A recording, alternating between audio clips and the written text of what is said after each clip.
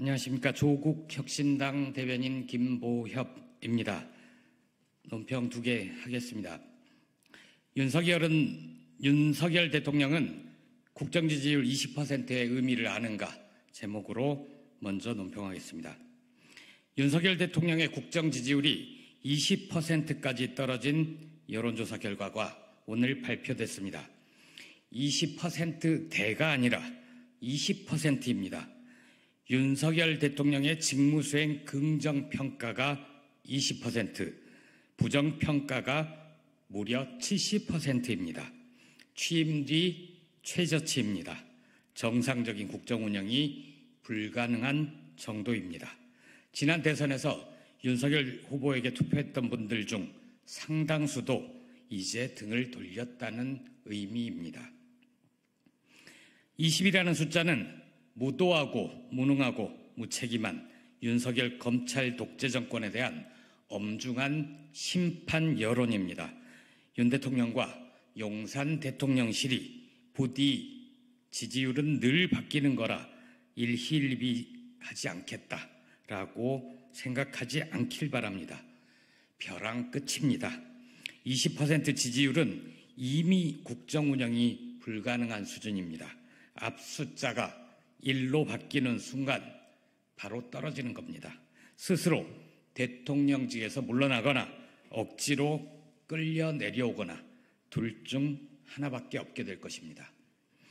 윤 대통령 부부가 추석 연휴 동안 무엇이 어디서부터 잘못됐는지, 국민의 대표자인 국회와 야당을 어떻게 대해야 할지, 국정을 대하는 태도를 어떻게 바꿔야 지지율 추이를 바꿀 수 있는지 진지하게 고민하길 권합니다.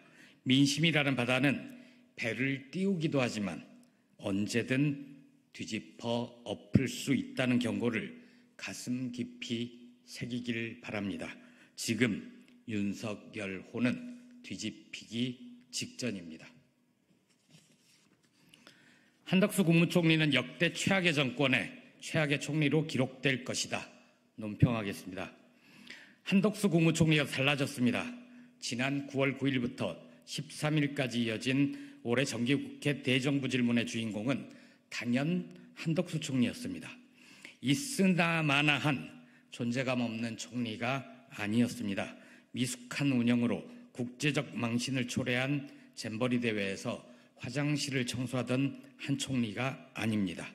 당시 외국 학생들을 만나 자신이 하버드 출신이라고 자랑하던 한 총리가 아닙니다. 그러다 보니 국회에서는 방송 프로그램 이름에 빗대 우리 덕수 달라졌어요 라는 말까지 나옵니다.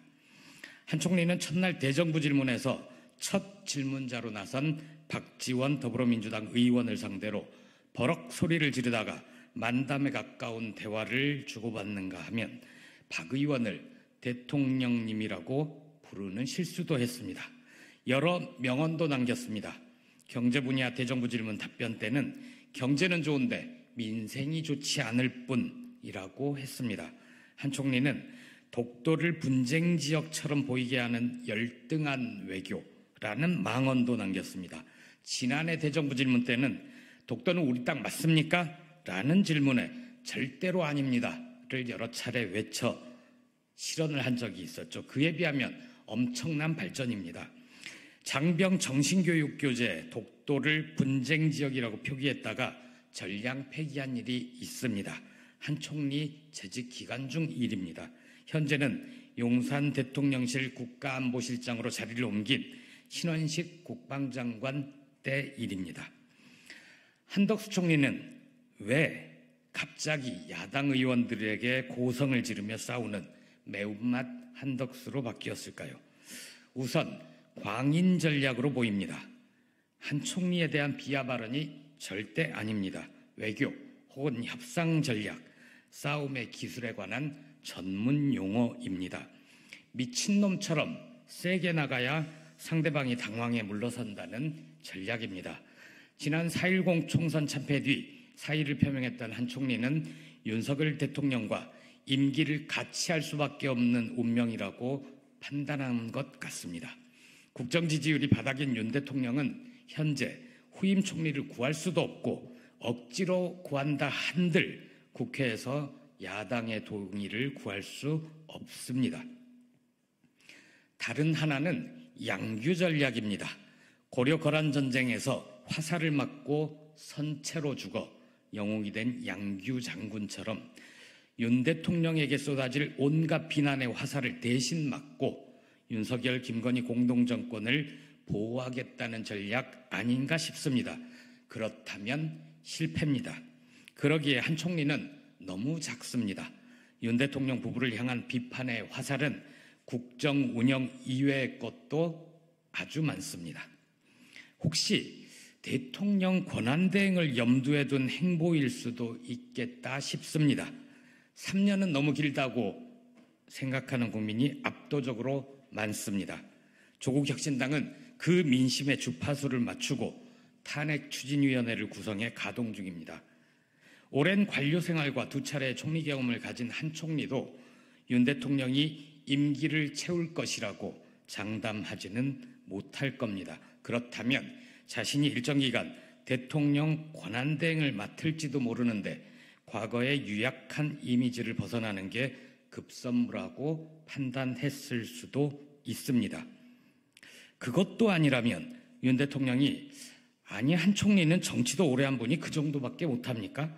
국회 가서 저 대신 좀 제대로 싸우세요 라고 명령을 했고 한 총리가 그저 윤 대통령의 명령에 충실하게 따르면서 싸우고 있을지도 모릅니다.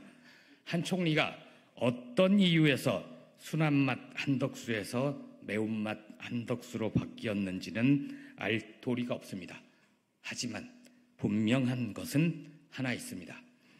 대한민국 역사의 역대 최악의 정권의 최악의 총리로 기록될 것입니다.